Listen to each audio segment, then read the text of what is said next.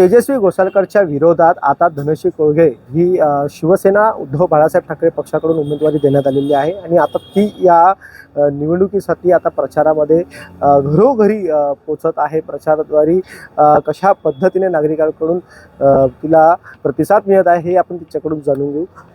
Dhanashree, news 18 Lokmat नमस्कार। कसं पद्धतीने तुझा हा प्रचार सुरू आहे? प्रचार अतिशय सुंदर सुरू आहे आणि लोकांचा ॲक्च्युली प्रतिसाद पण बराच छान आहे।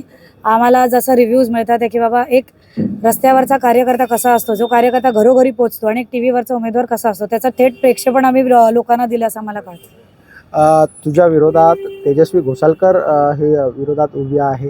तुमच्या दोघांमध्ये ही कशा पद्धतीने ही लढाई असणार? राजकारणातली लढाई ही राजकारणासारखीच असेल।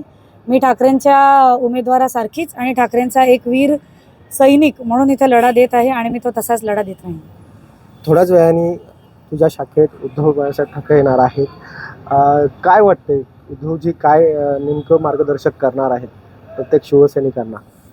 माझ्यासाठी हा प्रथम तर अविस्मरणीय क्षण आहे, कारण हा एका कार्यकर्त्याच्या शाखेत जेव्हा साहेब पक्षप्रमुख जेव्हा स्वतः येतात तेव्हा कोणताही कार्यकर्ता त्याच्याबद्दल काहीच दुसरा विचार करू शकत नाही।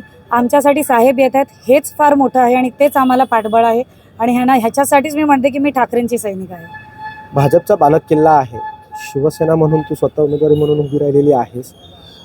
ज्या पद्धतीने भाजपला कशा पद्धतीने तू काउंटर करणार आहेस आणि येत्या या निवडणुकी 15 तारखेला कशा पद्धतीने लोक कोणाला मतं देतील काय? लोक इकडची सुज्ञ आहेत। किल्ला हा भाजपाचा नसून शिवसेनेचा बालेकिल्ला होता। काही वर्षांसाठी हा भाजपाकडे नक्कीच गेलेला, पण इकडची लोक सुज्ञ आहेत। ज्या हिशेबाने तुम्ही लोकांना डेव्हलपमेंट आणि त्यांना जे खोटी आश्वासनं आत्तापर्यंत गेलेली आहेत इकडच्या वॉर्डमध्ये, त्याचा सगळ्यांचाच परिणाम खूप मोठा होईल। आणि आम्ही एक यंगस्टर असून, एक युवा कॅन्डिडेट असून, इकडची स्थानिक रहिवासी असल्यामुळे आम्हाला माहिती आहे की आम्हाला त्या खोटी आश्वासनांचा धक्का किती लागलेला आहे।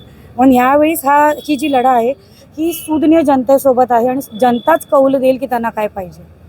प्रचाराच्या वेळी दोन पक्षातले उमेदवारी समोरासमोर आलेत का असे, आणि कधी अशी भेट झाली आहे का किंवा एकामेकाला शुभेच्छा देताना असं बातचीत झाली आहे? नाही, अजून तो क्षण आलेला नाही। जेव्हा येईल तर सर्वात पहिले मी तुला कळवेन। शुभेच्छा देणार का?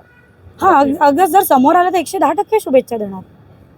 नक्की आपण जर पाहिलं तर ज्या पद्धतीने नागरिकांकडून प्रतिसाद देण्यात येत आहे त्याच पद्धतीने नागरिकसुद्धा 15 तारखेला येत्या या निवडणुकीला मतदान करणार आहे।